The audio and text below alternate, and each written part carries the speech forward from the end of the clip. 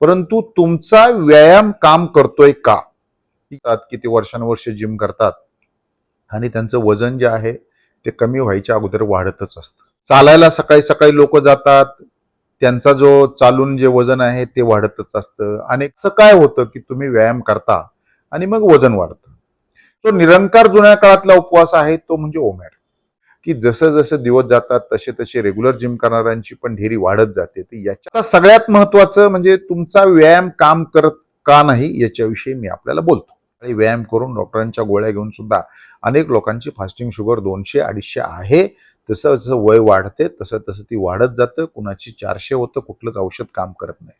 तुम्हाला लागणारी शुगर जी आहे ती लिव्हर फॅट मधनं सोडतं आणि मग तुमचं वजन अतिशय जोराने कमी होतं. दिवसाला 400 ट्रायग्लिसराईड जे आहे ते 1200 जे माझं भरलं ते मी जास्त खाल्लेल्या गोडनी. कारण नंतर 12 दिवसात 2 एक्सटेंडेड फास्ट केले, मला वाटतं 3 केले असावेत. आणि मला 14व्या दिवशी मी जेव्हा रिपोर्ट केला तेव्हा माझं ट्रायग्लिसराईड 190 होतं. आता हे मिरॅकल आहे.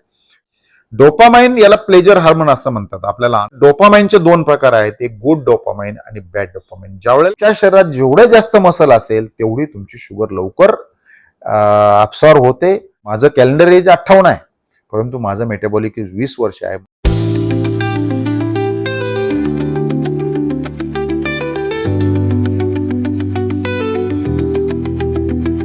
नमस्कार मित्रांनो, आज ओमॅड म्हणजे 1 मील अ डे ज्याच्यावर आपण बोलत असतो. माझा आपणा सर्वांना सल्ला असतो की ओमॅडला तुम्ही जीवनशैली बनवा. या विषयामध्ये मी आज बोलणार आहे व्यायाम. आपण खरं तर एक 2-3 प्रकारचे व्यायाम करतो. त्यामध्ये आजकाल चालण्याचं रुटीन लोकांनी करून घेतलेलं आहे. थोडंसं पाय उचलून चाला किंवा डॉक्टर म्हणतात की चालल्यानंतर थोडासा घाम आला पाहिजे, हा एक व्यायाम.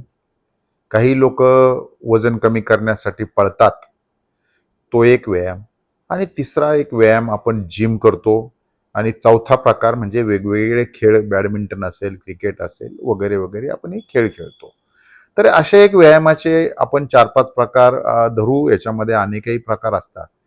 परंतु तुमचा व्यायाम काम करतोय का या विषयावर आपण बोलणार आहे. म्हणजे सगळ्यात महत्वाचं काय, तर मी आता गेले अनेक वर्ष जिम करतो. मी जिमचं माझं कारण तुम्हाला सांगितलेलं आहे की मी वजन कमी करण्यासाठी जिम करत नाही.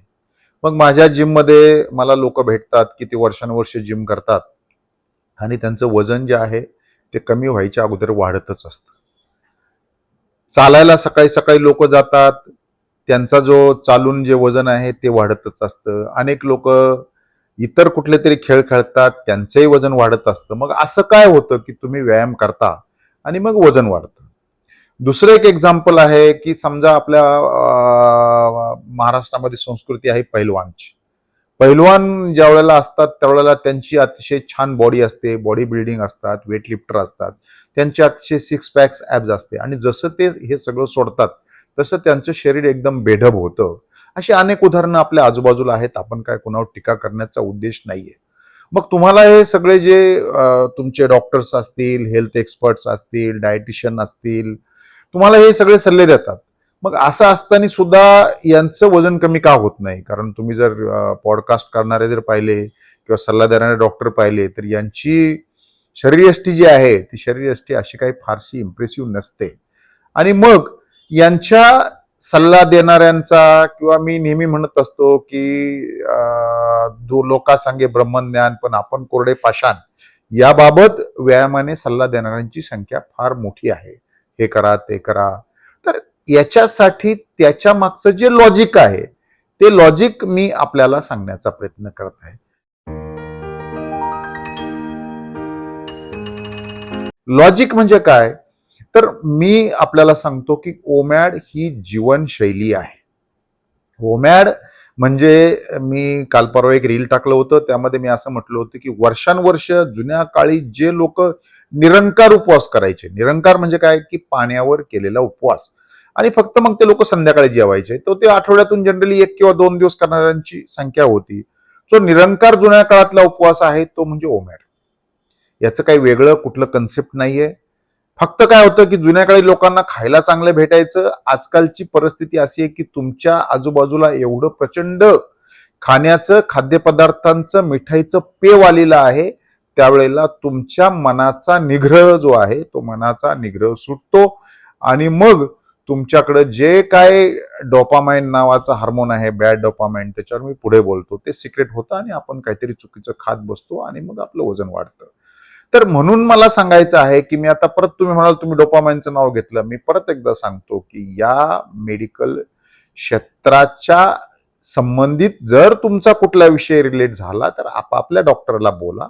परंतु ओमॅड ही जीवनशैली आहे, ही आपली पारंपरिक संस्कृती आहे आणि पारंपरिक संस्कृतीमध्ये ज्यावेळेला आपण 1 मील अ डे करतो, दिवसातून एकदाच जेवतो, तेव्हा तुमच्या शरीराची अतिशय चांगली रिकव्हरी होते. तुम्ही जर आजूबाजूला पाहिलं तर सकाळी चालायला जाणाऱ्यांची शुगर कधीच कंट्रोल नसते, पळायला जाणाऱ्यांची शुगर कधीच कंट्रोल नसते. झाली टेम्पररी तर ती वाढत जाते, त्या माणसाचं वजन वाढत जातं. मी पाहिलेलं आहे, जसं सांगितलं की जसं जसं दिवस जातात तसे तसे रेग्युलर जिम करणाऱ्यांची पण ढेरी वाढत जाते. तर याच्या मागचं नेमकं कारण काय आहे, ते कारण मी आज आपल्याला सांगणार आहे. म्हणून व्यायामाच्या विषयी मी एक छोटासा व्हिडिओ टाकत आहे, तो आपण बारकाईने पहा.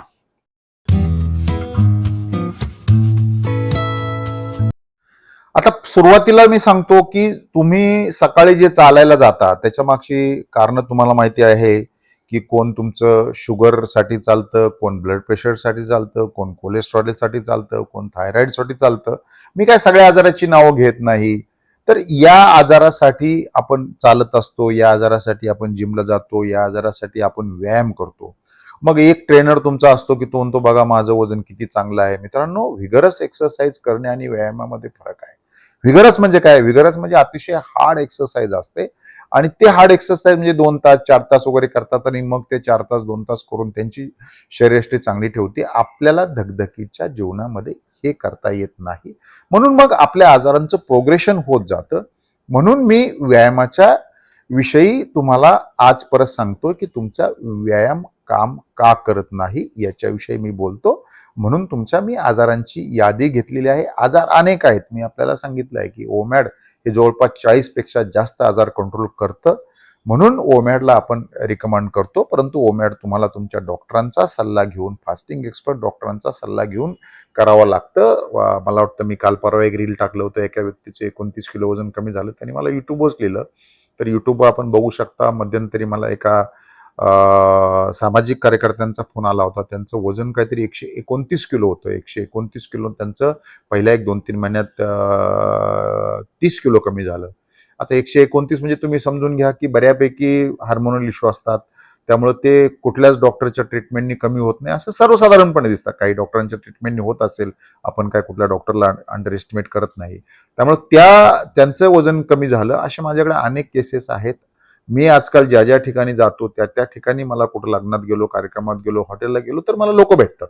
त्यामुळे मला सांगायचं काय की हे जे वजन तुमचं कमी होतं, हे सहजासहजी कमी होतं, त्याचा व्यायामाचा कसा संबंध लावायचा या लेक्चरमध्ये मी आपल्याला सांगत आहे.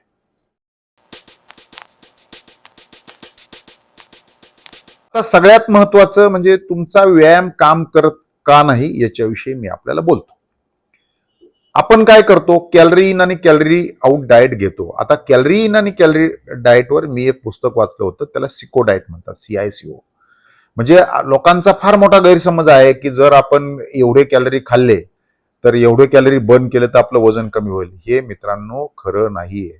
कारण सिको डाएट जो असतो, या सिको डाएटमध्ये कॅलरी इन आणि कॅलरी आउट म्हणजे जर समजा तुम्ही असा विचार केला की तुम्ही एक चहा पिला आणि चहामध्ये 2 चमचे साखर टाकली, तर 2 चमचे साखर म्हणजे 10 ग्रॅम आणि 10 ग्रॅम साखरेच्या तुमच्या जर कार्बोहायड्रेट म्हटलं तर 4 कॅलरी म्हणजे 40 कॅलरी जर असतील आणि त्यातल्या दुधाचं साधारणतः एक कप चहामध्ये 80 कॅलरी असतात. मग त्या 80 कॅलरीमध्ये 1 किलोमीटर जर तुम्ही चालला तर त्या कॅलरी बर्न होतात असं आपल्या मनावर बिंबवलं जातं.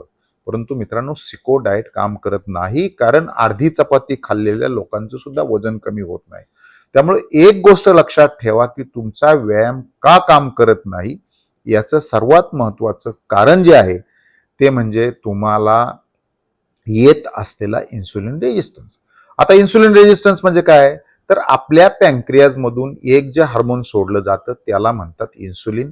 हे इन्सुलिन जे आहे हे स्टोरेज हार्मोन म्हणून काम करतं. स्टोरेज म्हणजे साठवणं, हे साठवणुकीचं काम करतं. ज्या वेळेला आपण शरीरात काही खातो, त्यावेळेला ज्यावेळेला त्याची गरज नसते त्यावेळेला ते साठवतं. मग हे इन्सुलिन नावाचं जे हार्मोन आहे, हे हार्मोन साधारणतः जोपर्यंत शरीराची आपल्या वाढ होत असते, तुम्ही जर पाहिलं असेल की लहान मुलगा जो असतो त्या लहान मुलाला त्याची आई बळजबरीनं भरवते.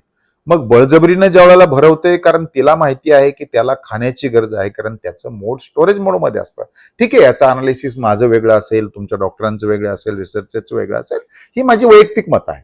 मग यामध्ये ज्या वेळेला तुमचं स्टोरेज मोडमध्ये आपण म्हणतो नेहमी की लहानपणी मुलांना आपण चांगला आहार देतो, चांगलं जेवण देतो आणि एक साधारणतः 20व्या वर्षापर्यंत त्याची वाढ होत राहते.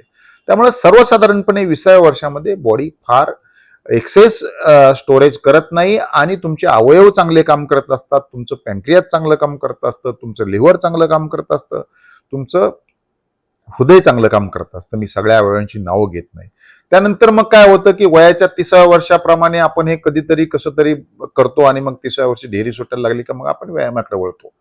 मला सांगायचं काय की ज्या वेळेला तुमचं इन्सुलिन काम करत नाही, मी नेहमी म्हणतो की ज्या माणसाला ढेरी आहे म्हणजे त्यांनी फॅट साचवलेलं आहे आणि साठवण्याचं जे काम आहे ते इन्सुलिन करतं, म्हणून त्यावेळेला तुमचं इन्सुलिन काम करायचं कमी झालंय. भले ज्या वेळेला ढेरी आल्यानंतर तुम्हाला कधी आजार होईल, 20व्या वर्षी होईल, 30व्या वर्षी होईल, 40व्या वर्षी होईल, हा मुद्दा वेगळा आहे. त्यामुळं कुठलाही आजार जो आहे तो कुठला आजार कोणत्या वर्षी होईल ही प्रत्येकाची कॅपॅसिटी ठरवते, प्रत्येकाची लाईफस्टाईल ठरवते, प्रत्येक जण काय खातो हे ठरवतं. आज आपण परत विचलित होऊ नये म्हणून परत व्यायामावर बोलतो. मला सांगायचं काय की ज्या वेळेला तुम्ही सिको डाएट तुमचा काम करत नाही, याचं एकच कारण आहे की तुमचं इन्सुलिन नावाचं जे हार्मोन आहे ते तुम्ही एकदा काहीतरी खाल्लं तर ते सिक्रेट होतं. ते इन्सुलिन हार्मोन रिसेट होण्यासाठी शरीराला 10 ते 12 तास लागतात. म्हणजे 10 ते 12 तासानंतर ते इन्सुलिन रिसेट होतं, कमी होतं, लो लेवलला जातं. मग ज्या वेळेला हे इन्सुलिन हार्मोन तुमचं लो लेवलला जातं, त्या 12 तासामध्ये आपण परत 2-3 वेळा खाल्लेला असतो आणि परत मग पुढे 10-12 तास. म्हणजे थोडक्यात काय की तुमचं शरीराचं इन्सुलिन हार्मोन हे कधीच रिसेट होत नाही आणि कधीच रिसेट होत नाही. मधल्या काळामध्ये मग आपण काहीतरी खात असतो आणि इन्सुलिन जोपर्यंत तुमचं रिसेट होत नाही तोपर्यंत तुम्हाला व्यायाम करूनही तुमचं वजन कमी होत नाही. मुद्दा क्रमांक 1.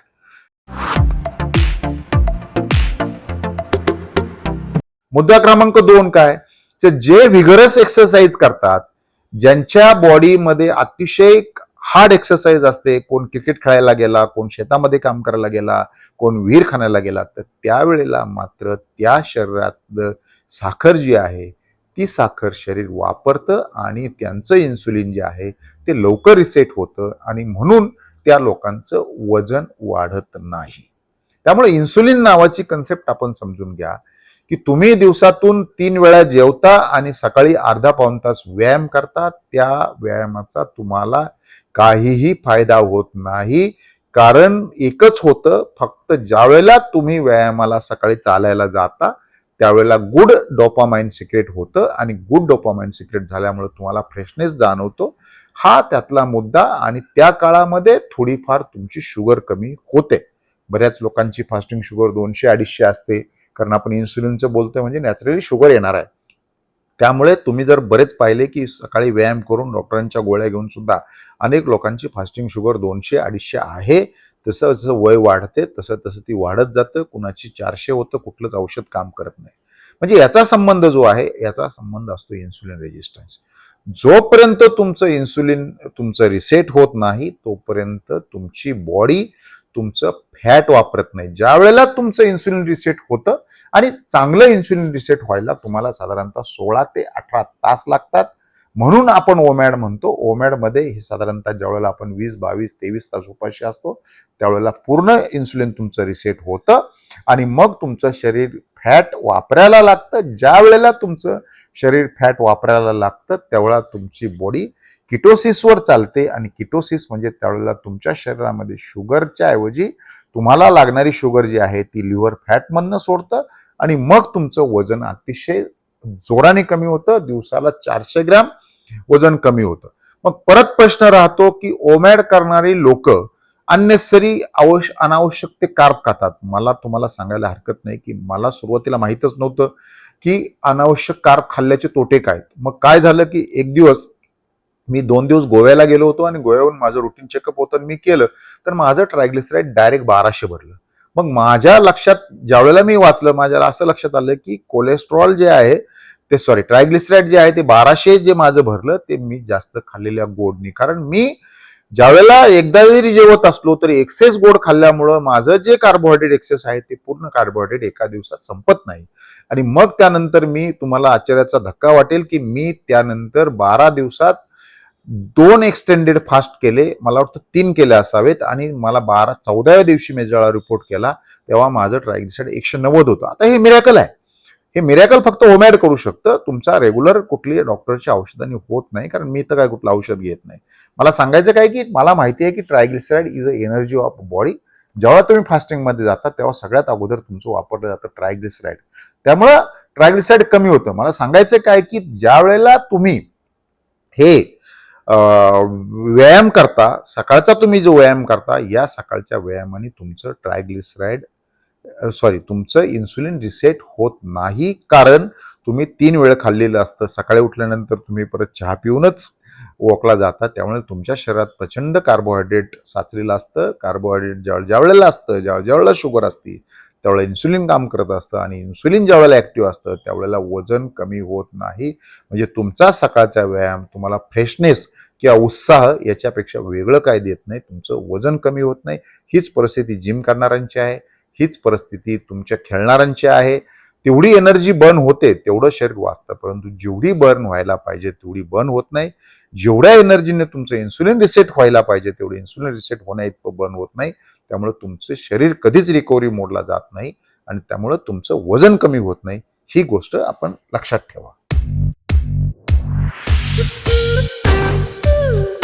या जो आपला सकाळचा व्यायाम आहे, दुपारचा व्यायाम तुम्ही करता, जिम करता, याच्यामध्ये एक 2-3 गोष्टी महत्वाच्या आहेत. त्या म्हणजे काय, तर मी तुम्हाला सांगितलं इन्सुलिनच्या विषयी मी आत्ताच बोलतो. स्टोरेज हार्मोन आहे. जोपर्यंत तुमच्या शरीरात स्टोरेज हार्मोन आहे तोपर्यंत तुमचं वजन कमी होत नाही. मित्रांनो, आपण एकदा फास्टिंग इन्सुलिन नावाची टेस्ट करून घ्या किंवा फास्टिंग इन्सुलिन बरोबर HOMA-IR HOMA-IR करून घ्या. त्या टेस्टचा ही इंटरनॅशनल टेस्ट आहे. जर तुमचं HOMA-IR 1.5 पेक्षा जास्त असेल, ही रक्ताची चाचणी आहे, याचा रिपोर्ट जर तुमचा 1.5 पेक्षा जास्त आहे, तुम्ही कोणताही व्यायाम करा, तुमचं वजन कमी होणार नाही. आणि मग तुमचे मेटाबॉलिक तुमचे जे आजार आहेत, जे 40 आजार म्हणतो, ज्याच्यामध्ये शुगर, ब्लड प्रेशर, कोलेस्ट्रॉल, जे काय आजार असतील, हे आजारांची संख्या वाढत जाते. याच्याबरोबर दुसरं एक महत्वाचं आहे ते म्हणजे डोपामाइन. डोपामाइन याला प्लेजर हार्मोन असं म्हणतात. आपल्याला आनंद देणारं जे हार्मोन आहे ते हार्मोन डोपामाइन आहे. मग डोपामाइन कधी कधी सिक्रेट होतं. तर डोपामाइनचे 2 प्रकार आहेत, एक गुड डोपामाइन आणि बॅड डोपामाइन. ज्या वेळेला तुम्ही व्यायामाला तुम्ही जायचा निर्णय घेता, दॅट इज गुड डोपामाइन. व्यायाम करून ज्या वेळेला तुम्ही येता, तुम्हाला फ्रेशनेस वाटतो, दॅट इज गुड डोपामाइन. पण ज्यावेळेला तुम्ही आल्यानंतर तुम्हाला जो चहा प्यायचा आहे, तुमच्या शरीरामध्ये इन्सुलिन असताना सुद्धा तुम्ही दूध साखरेचा इन्सुलिन हार्मोन एक्सेस असताना किंवा इन्सुलिन असताना सुद्धा तुम्ही चहा पितात, त्यावेळेला तो बॅड डोपामाइन आहे. त्याला मनाचा निग्रह लागतो. तुमच्या ज्यावेळेला तुम्ही भाकरी चपातीच्या व्यसनी गेलेला असता, तुम्हाला गरज नसताना ज्यावेळेला खाता, तुम्हाला प्लेजर भेटतं म्हणून तुम्ही खाता, म्हणून त्याला म्हणतात बॅड डोपामाइन. हे मी एका पुस्तकात वाचलं. त्याची लिंक मला वाटतं मी इंस्टाग्रामवर टाकलेली होती. किंडलवर मी पुस्तक डाउनलोड केलं होतं, त्याची मी लिंक टाकली. मग हे जे आहे साखर ज्यावेळेला खायची इच्छा होती, that is also bad dopamine. म्हणजे मग मी साखर खात नाही का? मी खातो. कारण ज्यावेळेला कधीतरी मी एखाद्या हॉटेलमध्ये खायला गेलो आणि बफेट जेवण असेल आणि समोर जर 2-3 स्वीट डिश असेल तर त्यावेळेला मी खातो. परंतु मलाही माहिती आहे की ते माझं व्यसन आहे. मग या साखरेच्या व्यसनाची तुलना मी नेहमी तुमच्या जी व्यसनं आहेत, कुणाला तंबाखूचा असेल, कुणाला सिगारेटचा असेल, कुणाला दारू पिण्याचा असेल, कुणाला कोकेनचा असेल, या सगळ्या वेळेला बॅड डोपामाइनच सिक्रेट होतं. त्याला जे आपण बॅड डोपामाइन म्हणतो ते व्यसन आहे, ॲडिक्शन आहे. त्यामुळं शरीरामध्ये गुड डोपामाइन आणि बॅड डोपामाइन याचा संबंध जो आहे तुमच्या मनाशी आहे. मी एक पुस्तक वाचलं होतं. त्या पुस्तकात असं लिहिलं होतं की मला ते पटतं. तुमच्या दिवसभर तुमच्या मनामध्ये जवळपास 60,000 विचार येतात. म्हणजे 24 तासाचे तुम्ही सेकंद करा, म्हणजे एका सेकंदाला, आणि सगळे त्याच्यामधले 99% 9 हे निगेटिव्ह असतात. फॉर एक्झाम्पल समोर जर एखादा चांगला गाडीत जाणारा दिसला तर आपल्याला वाटतं की ती गाडी आपल्याला मिळावी. म्हणजे आता याला काय पॉझिटिव्ह समजायचं का निगेटिव्ह समजायचं हे तुम्ही ठरवा. त्या गाडीसाठी तुम्ही कष्ट करून जर ती गाडी घेतली तर दॅट इज पॉझिटिव्ह, परंतु फुकट मिळायला पाहिजे असं म्हणलं तर दॅट इज निगेटिव्ह. म्हणजे हे जे निगेटिव्ह असतं थिंकिंग, हे 60,000 जे थिंकिंग येतात त्याच्यापैकी 99% निगेटिव्ह असतात. जे अतिशय मोजक्या तुमचे 2-4 विचार जे पॉझिटिव्ह असतात त्याच्यावरच आपली दिनचर्या असते. त्यामुळे निगेटिव्हिटी तुम्ही काढून टाका. आणि जेवण, एक चांगलं जेवण घेणे हे सुद्धा ओमॅडमध्ये आवश्यक आहे आणि याला तुमचं पॉझिटिव्ह थिंकिंग म्हणतात. मला अनेक लोक विचारतात की तुमचे एवढे मसल चांगले कसे, तुमची एवढी स्किन चांगली कशी, अनेक लोक विचारतात. तर त्याचं उत्तर मी तुम्हाला नेहमी देतो की मी ज्यावेळेला ह्या फास्टिंग विषयी डॉक्टरांची पुस्तकं वाचतो, हे माझे जे डॉक्टर आहेत हे अनेक डॉक्टर प्रभावाच्या विरुद्ध लिहितात. म्हणून मी तुम्हाला म्हणतो नेहमी की तुम्ही करताना डॉक्टरचा सल्ला घ्या. हे सगळे प्रभावाच्या विरुद्ध लिहितात, परंतु मला त्यांचं पटलं, मला ज्या डॉक्टरचं पटतं ते मी माझ्या शरीरावर त्याची प्रक्रिया करतो आणि मग मला वाटलं की शरीर माझं बोलतंय तरच मी त्या डॉक्टरचं ऐकतो. मी ज्या डॉक्टरांची पुस्तकं काही 100-125 पुस्तकं वाचली असतील, त्या पुस्तकामधले जे पुस्तक माझ्या याच्यानुसार मला वाटतं की हे आपल्याला होणार नाही, तर मी ते पुस्तक बाजूला ठेवतो, त्यातलं करत नाही. परंतु मला एखादी गोष्ट पटली तर मी करतो. मग मी काय केलं, ह्युमन ग्रोथ हार्मोनवर मी प्रॅक्टिस केली. ह्युमन ग्रोथ हार्मोन म्हणजे काय, तर तुमच्या शरीराची वाढ होते. बरीच लोक मला असं म्हणायचे की तुम्ही जिम केल्यानंतर तुम्हाला लगेच प्रोटीन घ्यायला पाहिजे. मला आमचे ट्रेनर पण म्हणायचे की लगेच प्रोटीन घ्यायला पाहिजे. मी म्हणतो मी जिम केल्यानंतर मी प्रोटीन पण घेणार नाही आणि काही खाणार पण नाही. मग मी काय करतो की जिम सकाळी 7 वाजता करतो आणि जेवण संध्याकाळी 4 वाजता करतो. मग हा मधला जो पिरियड आहे या मधल्या पिरियडमध्ये माझं ह्युमन ग्रोथ हार्मोन काम करतं. ह्युमन ग्रोथ हार्मोन काम करतं याचं उदाहरण काय, तर मला कुठल्या रिसर्चची आवश्यकता नाही, मला कुठल्या डॉक्टरच्या सल्ल्याची आवश्यकता नाही. माझे मसल तुम्ही बघा. कारण काय होतं की त्या वेळात तुमचं ह्युमन ग्रोथ हार्मोन काम करतं. म्हणजे काय होतं, तर माझ्या बॉडीचं इन्सुलिन जे थोडंफार कार्बोहायड्रेट शिल्लक आहे ते जिम करताना संपलेलं असतं. जे थोडंफार काय प्रोटीन माझ्या मसलमध्ये असेल ते प्रोटीन माझी बॉडी खाऊन टाकते आणि मग माझी बॉडी फॅटवर चालायला सुरुवात होते. आणि मग सकाळी 7ला मी जर व्यायाम केला असेल तर माझी बॉडी ज्यावेळेला फॅटवर चालते त्यावेळेला माझी बॉडी पहिलं काम करतं डॅमेज मायट्रोकॉन्ड्रिया आणि डॅमेज सेल खाऊन टाकते. डॅमेज मायट्रोकॉन्ड्रिया आणि डॅमेज सेल ज्यावेळेला खाते म्हणजेच ऑटोफॅजी जनरेट होते, ज्याला 2016चं नोबेल पारितोषिक मिळालेलं आहे.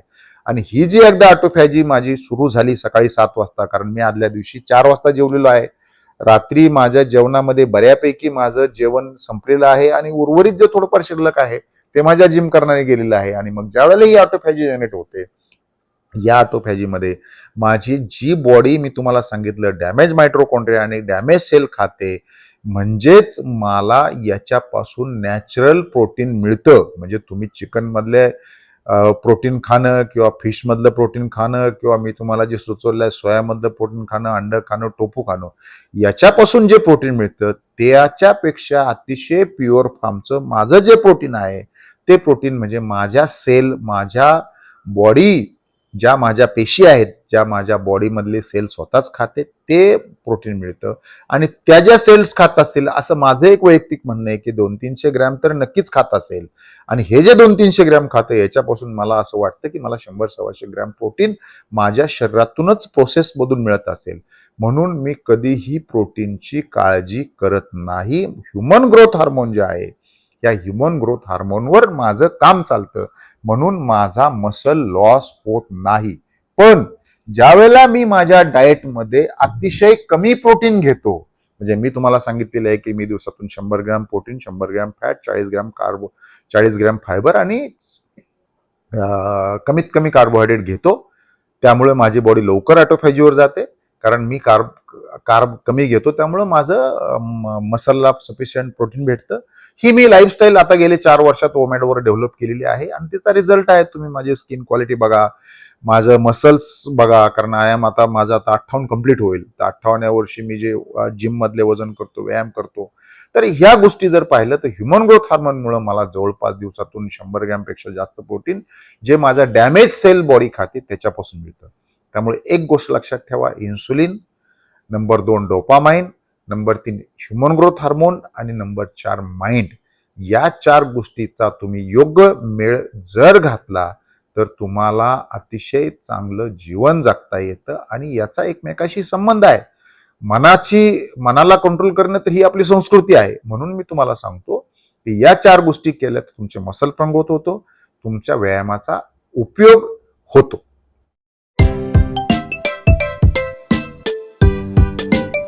मग व्यायाम करताना आपलं चुकतं काय? तर व्यायाम करताना आपलं काय चुकतं हे गोष्ट लक्षात ठेवा. सकाळी उठल्यानंतर चहा, 11 वाजता पोहे, दुपारचं जेवण, परत चहा, रात्रीचं जेवण. या काळात तुमचं कधीही इन्सुलिन नावाचा हार्मोन रिसेट होत नाही. इन्सुलिनची पातळी जी शरीरातली आहे ती चांगली असते. याचा अर्थ ज्या ज्या वेळेला तुमच्या शरीरात शुगर स्टोरेज असते त्या वेळेला असते. म्हणून जर तुमचं फास्टिंग इन्सुलिन जर तुमचं साधारणतः 5 आणि 6च्या आतमध्ये जर सकाळी येत असेल तरच तुमचं वजन कमी होणार आहे. याच्यासाठी जी रक्त चाचणी करायची आहे ती रक्त चाचणी म्हणजे होमायार. त्यामुळे ज्यावेळेला आपण हे करतो त्यावेळेला तुमचं वजन कमी होत नाही. मग मी याच्यासाठी काय करतो तर मी एक साधी टेक्निक स्वतःला करून घेतलेली आहे. ती म्हणजे मी काय करतो की मी दुपारचं माझं जे जेवण असेल, आता मी जेवण कधी करतो आजकाल, सकाळी 8ला नाश्ता केला तर दुसऱ्या दिवशी दुपारी जेवतो, दुपारी जेवलो तर दुसऱ्या दिवशी जेवतो, रात्री जेवलो तर दुसऱ्या दिवशी कदाचित जेवतच नाही. त्यामुळे मी जेवणाचं टायमिंगच्या बाबतीत मला लोक अनेक विचारतात की मी सुरुवातीला म्हणायचो की 4च्या जवळपास ठेवा. त्याचा फायदा काय होतो की बॉडी रात्री झोपेत ऑटोफॅजीस जातो. परंतु तुमचा जर मनाचा निग्रह असेल, तुम्हाला जे मी 4 सांगितलेले घटक असतील इन्सुलिन, डोपामाइन, एचजीएच आणि तुमचं मन, याचा जर तुम्ही मेळ घातला तर तुम्हाला कधीही जेवता येतं. मग ज्या वेळेला तुम्ही 3 वेळेला जेवतात त्यावेळेला तुमचं इन्सुलिन रिसेट होत नाही, त्यामुळे तुमचं वजन कमी होणार नाही हे मी सांगितलं. मग ओमॅडवाल्यांनी काय करायचं? ओमॅडवाल्यांच्या बाबतीत मी स्वतः काय करतो, मी जर समजा दुपारी 3 वाजता जेवलो तर जेवल्यानंतर मी पहिले 5 मिनिटं घरातल्या घरामध्ये चालतो, कारण दुपारी काय कोणाला जाता येत नाही. 5 मिनिटं घरातल्या घरात चालतो. मग त्यानंतर पुढे एक स्टेप अप करतो 15-15 एका पायानी. नंतर परत कुठंतरी मग थोडंसं स्पीड वाढवून चालतो किंवा मग टीव्हीच्या पुढे डान्स करतो. मग त्यानंतर परत एखाद्या काप रेजेस करतो. मग ज्यावेळेला मी काप रेजेस करतो त्यावेळेला अर्धा तास, आणि मग ज्यावेळेला मला वाटलं की आता मला फ्रेशनेस आहे, मग ज्यावेळेला मला असं वाटतं की त्यानंतर मी टीव्हीच्या पुढे एखाद्या गाण्यावर डान्स करतो आणि अर्धा तास मी हा एक्सरसाइज करतो. बऱ्याच लोकांचं म्हणणं आहे की हे अर्धा तास तुम्ही करू शकता. आणि काही लोक म्हणतात की तुम्ही 3 वेळा जेवता, मग हे 3 वेळा करा. परंतु 3 वेळा अर्धा तास एक्सरसाइज करणं तुम्हाला शक्य होणार नाही. मग हे ज्यावेळेला मी अर्धा तास करतो आणि ज्यावेळेला मी 2 तासांनी परत माझी शुगर चेक करतो तर ती 100-110च्या जवळपास असते. मग ही जी 100-110ची माझी शुगर आहे, ही 100, कारण मी तुम्हाला सांगितलेलं आहे की मला 2005 साली डायबिटीस, 2005 सालापासून डायबिटीस आहे. 2005 सालची माझी फास्टिंग शुगर 199 आणि पीपी 337 होती. आज ज्यावेळेला मी जेवल्यानंतर अर्धा तास एक्सरसाइज म्हणजे साधे एक्सरसाइज घरातल्या घरात करतो, ज्यावेळेला जेवल्यानंतर 2-2.25 तासांनी चेक करतो ती 110च्या जवळपास असते. याचं मला तुम्हाला आश्चर्य नाही सांगायचं, मला सांगायचं काय की ज्यावेळेला मी जेवल्यानंतर 2 तासांनी माझी शुगर 110-115 आणतो, त्यावेळेला होतं काय की मग त्यानंतर मी रात्री परत काहीच खात नाही. दुसऱ्या दिवशी सकाळी पण मी काय खात नाही. मी घेतली तर black coffee, black tea, apple cider vinegar घेतो किंवा मिठाचं पाणी घेतो. तर त्यावेळेला माझी शुगर परत वाढण्याचा कुठलाही प्रश्न येत नाही, रात्री वाढण्याचा प्रश्न येत नाही. म्हणून माझा HbA1c जो आहे तो अराउंड 6 राहतो. मग आता मला एवढे सिव्हिअर डायबिटीस असताना माझा हे राहतं. मग मला सांगायचं काय तुम्हाला की मग तुम्हाला जर तुम्ही शुगर जेवल्यानंतर ह्या छोट्या छोट्या एक्सरसाइजनी जर तुम्ही 110, 115, अगदी 120 जर आणून ठेवली तर तुमच्या शरीराला कुठला अवयव डॅमेज होण्याचं पण कारण नाही. याचा सगळ्यात महत्वाचा फायदा काय होतो की दुसऱ्या दिवशी सकाळी उठल्यानंतर तुम्हाला व्यायाम करण्याची गरज नाही, ना चालण्याची गरज आहे, ना तुम्हाला पळण्याची गरज नाही. मग तुमच्या गुड डोपामाइनसाठी, तुम्हाला चांगलं वाटण्यासाठी, फ्रेशनेस वाटण्यासाठी तुम्हाला इतर कुठला व्यायाम करायचा असेल तर माझी काही हरकत नाही. याच्यामध्ये मी एकच जो अपवाद करतो तो अपवाद म्हणजे काय, तर मला एक गोष्ट माहिती आहे की तुमच्या शरीरात मसल असणं आवश्यक आहे, कारण वयाच्या 30व्या वर्षानंतर तुमचा मसल लॉस व्हायला सुरुवात होते. Muscle loss is nothing but तुमचं वय वाढणं. हे वय वाढण्याची सुरुवात होती, म्हणून तुमच्या शरीराला मसलची आवश्यकता आहे आणि ते मसल पिळदार असणे आवश्यक आहे, टोनिंग असणं आवश्यक आहे. म्हणजेच तुम्ही तरुण दिसणं आवश्यक आहे. प्रत्येकाला वाटतं आपण तरुण दिसावं, प्रत्येकाला वाटतं आपण 6 पॅक्स असावं. यासाठी मी आठवड्यातून 3 दिवस जिम करतो. परंतु एक गोष्ट लक्षात आहे, यामुळे एक गोष्ट लक्षात आली की मी ज्या वेळेला 40 ग्रॅम फायबर माझ्या डाएटमध्ये घेतो, माझी बॉडी फॅटवर चालतो, त्यामुळं माझ्या हार्ट रेटमुळं लक्षणीय वाढ झालेलं आहे. माझं 5-6 वर्षापूर्वी जे स्क्वॉट केल्याने माझा हार्ट रेट 150, 55, 60 जायचा, तो हार्ट रेट आजकाल मी स्क्वॉट केलं तर 140, 145ला थांबायला लागला. मला दम लागत नाही आणि नॉर्मल वर्कआउटमधलं माझा जो ॲव्हरेज रेट आहे तो 110, 115 असतो. फक्त माझा स्क्वॉटमध्ये वाढतो, डेडलिफ्टमध्ये वाढतो. इतर वर्कआउटमध्ये तर माझा हार्ट रेटच वाढायचा बंद झालेला आहे. म्हणून मसल तुम्हाला टोन करावं लागतील, कारण मसल टोन जर केले नाही तर सगळ्यात महत्त्वाचा मसल तुम्हाला पायाचे टोन करावे लागतात. तुमच्या शरीराचा पाया, जशा इमारतीसाठी पाया आवश्यक असतो तसं तुमच्या शरीराचा पाया म्हणजे तुमचे पाय. कदाचित पाया शब्द पायावरूनच पडलेला असावा. त्यामुळे हे पाय तुमचे बळकट असावेत, मसल असावेत. कारण मसल का असावेत याच्याविषयी मी आपल्याला सांगतो.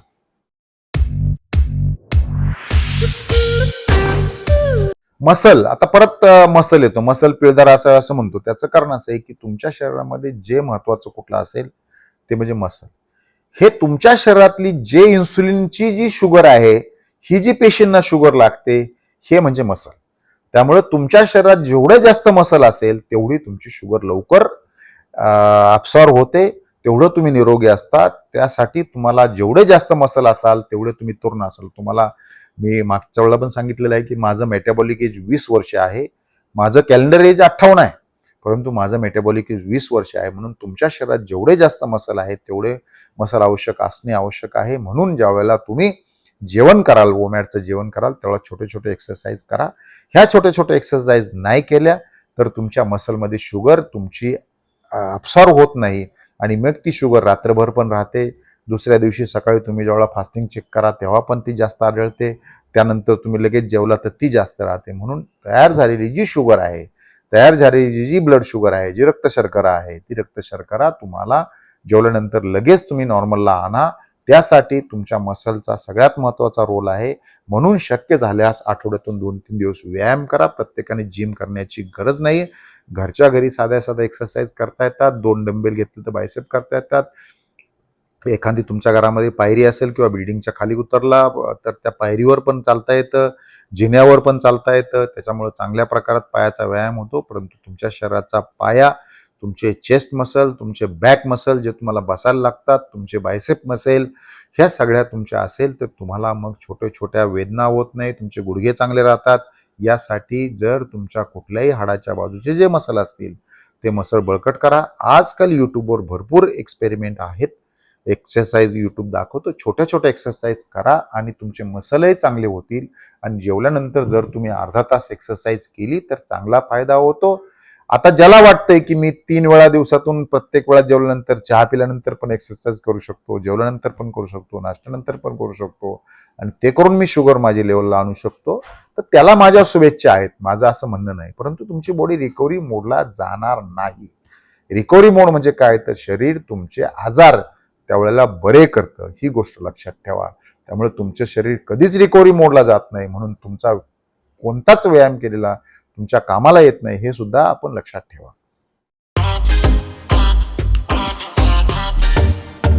आता परत एक प्रश्न उपस्थित होतो की मी तुम्हाला व्यायामाविषयी एवढं भरभरून सांगितलेलं आहे, मग कोणतरी एखादा माणूस उत्साहामध्ये व्यायाम करायला सुरुवात करेल. मित्रांनो, एक लक्षात ठेवा की ज्या वेळेला तुमचं शरीर कायमस्वरूपी स्टोरेज मोडमध्ये असतं, म्हणजे तुम्ही ज्या वेळेला 3 वेळा खाता, 2 वेळाला खाता, त्याचं शरीर स्टोरेज मोडमध्येच असतं. बऱ्याच लोकांचं म्हणणं असतं की मी 2 वेळ खाऊन सुखी आहे. माझी कुणालाही हरकत नाही, माझा कुणालाही विरोध नाही. त्यामुळं 2 वेळा खाणाराचं सुद्धा शरीर स्टोरेज मोडमध्ये असतं. ज्या वेळेला स्टोरेज मोडमध्ये असतं त्यावेळेला तुमची बॉडी कंटिन्युअस फॅट साचवत असते, चरबी साचवत असते. त्याचं उत्तम उदाहरण म्हणजे तुम्हाला येत असलेली ढेरी. ही जी चरबी साठवते, ही चरबी माझ्या वाचनातील ज्ञानानुसार कुठं तुमची स्टोअर होईल, हे प्रत्येकाचं शरीर वेगवेगळ्या ठिकाणी स्टोरेज होतं. कुणाची पोटावर होईल, कुणाची पॅन्क्रियाजवर होईल, कुणाची लिव्हरवर होईल, वगैरे वगैरे ठिकाणी. कुणाच्या हुनवटीखाली असते, कुणाच्या मांड्यांवर असते. वेगवेगळ्या प्रत्येकाचं शरीर आहे, परमेश्वराने शरीर दिले वेगळं असतं. मग ज्या वेळेला हे शरीर स्टोरेज असतं, ही चरबी तुमच्या आर्टरीजमध्ये सुद्धा स्टोअर झालेली असते. त्यावेळेला तुम्हाला ज्या तुमच्या रक्त ची वाहतूक करणाऱ्या रक्तवाहिन्या असतात. ह्या रक्तवाहिन्यामध्ये ज्यावेळेला ही चरबी असते, ही चरबी शरीर तुम्ही दिवसातून एकदाच जेवलं तर वापरायला लागते. मग ज्यावेळेला शरीर वापरायला लागते त्यावेळेला तुमच्या शरीराचा हळूहळू जी चरबी वापरली जाते, मग तुमचा जो हार्ट रेट आहे, ज्याला आपण पल्स म्हणतो, ती हळूहळू कमी व्हायला सुरुवात होते. हे साध्या साध्या गोष्टी आहेत. हे आपण नेहमी आपल्या डॉक्टरांशी चर्चा करून करत चला. कारण मी काय तुम्हाला प्रत्यक्ष पाहत नाही किंवा मी काय कुठली मेडिकल ट्रीटमेंट तुम्हाला देत नाही. त्यामुळं हे तुमच्या मेडिकल टेस्टमधून आणि ज्यावेळेला तुमचा हार्ट रेट तुमचा सफिशियंट सुधारतो, हार्ट रेट तुमचा सफिशियंट कमी येतो, त्यावेळेला आपल्याला हे हेवी एक्सरसाइज करायला सुरुवात करायची आहे. तोपर्यंत तुमच्या डॉक्टरने दिलेल्या छोट्या छोट्या एक्सरसाइजच करायचे आहे. त्यामुळे व्यायाम करायच्या अगोदर सफिशियंट फायबर, त्यामध्ये सोल्युबल फायबर जो असतो तो तुमच्या रक्तामध्ये जातो, तो विरघळणारा असतो, रक्तामध्ये पाणी असतं, तो पाण्यात पण जातो. आणि इनसोल्युबल फायबर म्हणजे जो तुमच्या टॉयलेटचा बल्क बनवतो, हा फायबर साधारणतः 40 ग्रॅम तुम्हाला घेणं आवश्यक आहे. कारण लोक 3 वेळा जेवतात परंतु 15-16 ग्रॅमच्या वर फायबर भेटत नाही, असं मी मॉनिटर पण केलेलं आहे. त्यामुळं हे सुद्धा लक्षात ठेवा, व्यायामाची सुरुवात अचानक एकदम हार्ड करायची नाही. कारण तुम्ही अशा आजूबाजूला अनेक उदाहरणं पाहिली असतील की माणूस जिमला जातो, माणूस बॅडमिंटन खेळतो, माणूस टेबल टेनिस खेळतो, माणूस क्रिकेट खेळतो, परंतु अशा लोकांना सुद्धा हार्ट अटॅक येतो.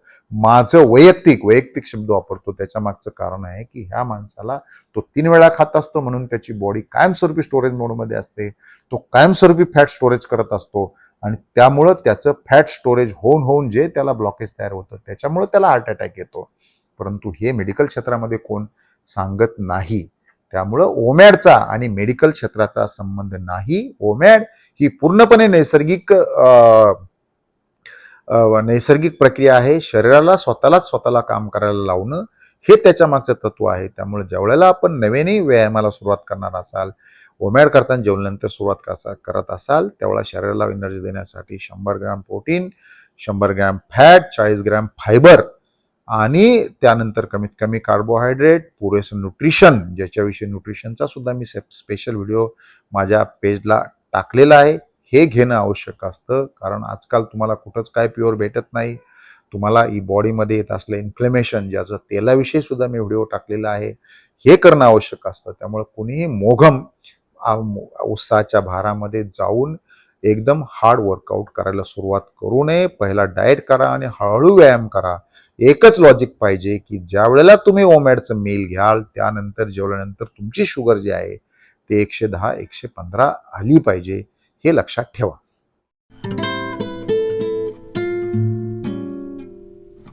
दुसरं एक आपल्याला सांगायचं राहिलं की ओमॅडचं जेवण जे आहे त्या ओमॅडच्या जेवणमध्ये कॅलरी जास्त असतात. ज्यावेळेला आपण रेग्युलर जेवण घेतो ते साधारणतः 400, 450, 500 कॅलरीचं असतं.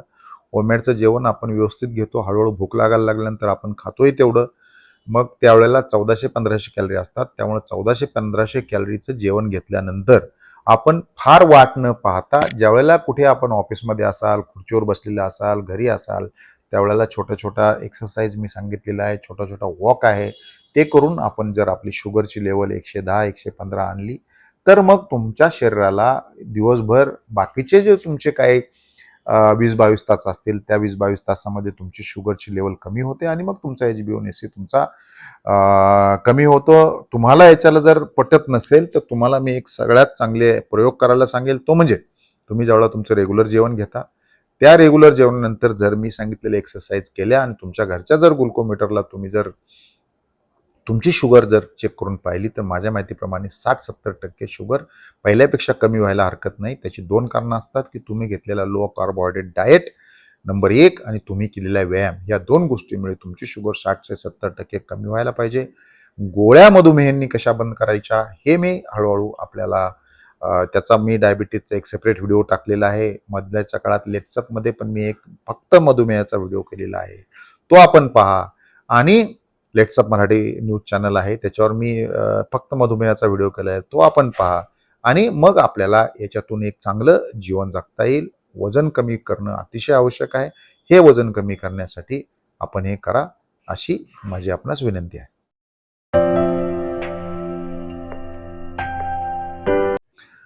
आजचा जो व्हिडिओ मी व्यायामाच्या बाबतीत केला याच्या मागच्या माझ्या मनातली प्रामाणिक इच्छा अशी आहे की मी पाहतो आजूबाजूला सकाळी उठून बागेमध्ये 200-400 लोक चालतात, जिम करतात, जिममध्ये येतात, परंतु वजन कोणाचं कमी होत नाही, कोणाचा आजार कंट्रोल होत नाही. म्हणून त्याच्या मागचं जे सायंटिफिक कारण आहे ते सायंटिफिक कारण सांगण्याची माझी इच्छा होती.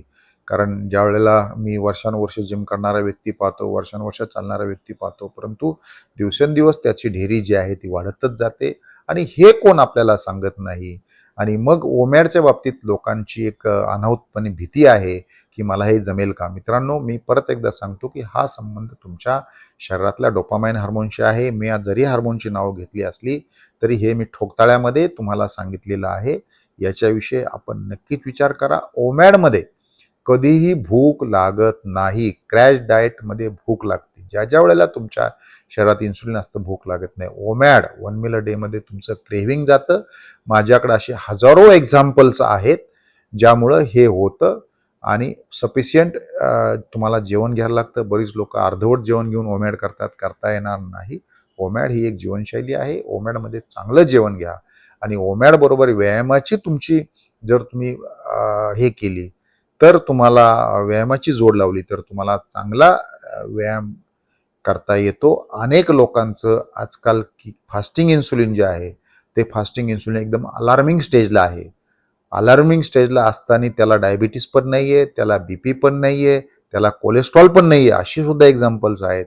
पण कोणाला हायपर ॲसिडिटी आहे. चा जो व्हिडिओ आहे या व्हिडिओचा शेवट करताना मी आपल्याला एवढंच सांगेल की ज्या वेळेला तुमच्या शरीरातलं इन्सुलिन रिसेट होईल, इन्सुलिन शून्य होईल, म्हणजे इन्सुलिन तुमचं शून्य म्हणण्यापेक्षा इन्सुलिन तुमचं पातळी त्याची कमी होते, त्यावेळेला तुमची बॉडी तुमच्या शरीरात साचलेलं फॅट खाते. त्यामुळं ज्यावेळेला तुम्ही व्यायाम करत असाल, ज्यावेळेला तुम्ही हार्ड एक्सरसाइज करत असाल, रात्री झोपेत असाल, त्या वेळेला तेवढं तुमचं फॅट बॉडी वापरते. पूर्णपणे वापरत नाही असं नाही, थोडंफार वापरते. आधीमध्ये तुमची बॉडी फॅट मोडवर शिफ्ट पण होत असेल, परंतु ज्यावेळेला आपण कंटिन्युअस खात असतो, ज्यावेळेला आपली बॉडी इन्सुलिन तुमचं रिसेट करत नाही, ज्यावेळेला बॉडी स्टोरेज मोडमधनं बाहेर येत नाही, ज्यावेळेला बॉडी तुमची रिकव्हरी मोडमध्ये जात नाही, त्या वेळेला तुमचं वजन कमी होणार नाही.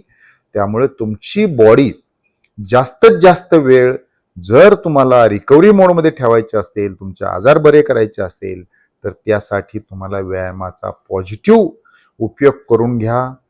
आणि जर तुमची काही करून किती प्रयत्न करून जर तुमची बॉडी तुमचं वजन कमी होत नसेल तर याचा अर्थ तुमची बॉडी कायम स्टोरेज मोडमध्ये राहते. यासाठी तुम्हाला हा प्रयोग स्वतः करावा लागेल. पोटाची ऑपरेशन करून किंवा कुठली इंजेक्शन घेऊन तुमची भूक कमी करणे हा त्याच्या मागचा पर्याय नाही. तुम्ही ज्या वेळेला तुमचं इन्सुलिन रिसेट होतं त्यावेळेला तुमचं क्रेव्हिंग जातं, तुम्हाला भूक लागत नाही, तुम्हाला फ्रेशनेस वाटतो.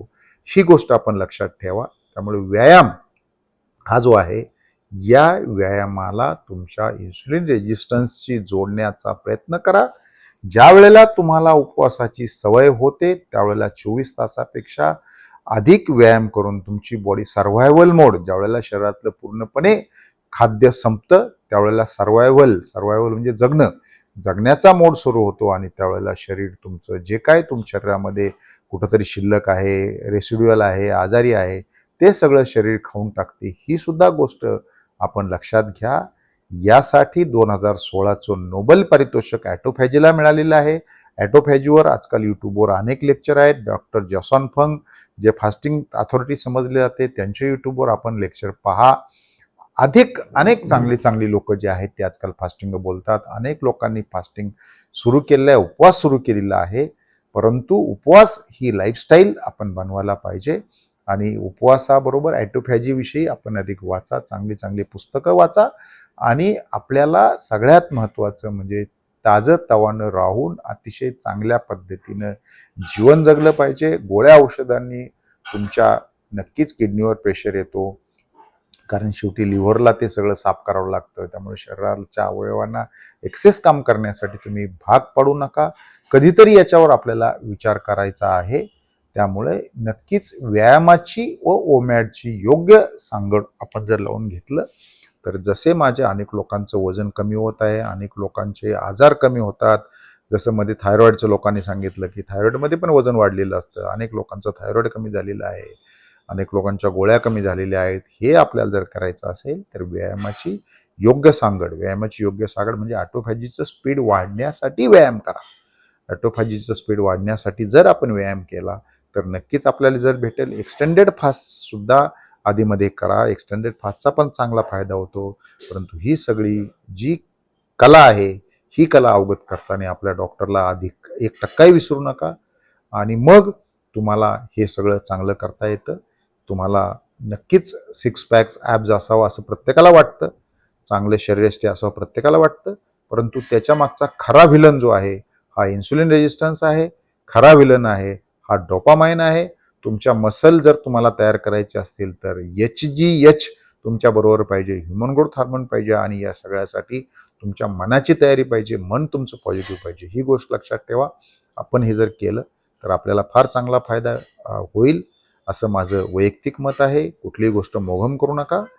तर तुमचा हेल्थ एक्सपर्ट असेल, तुमचा फास्टिंग एक्सपर्ट असेल यांचा सल्ला घ्या आणि तुमच्या व्यायामासाठी माझ्या खूप खूप शुभेच्छा. धन्यवाद. Thank you and all the best.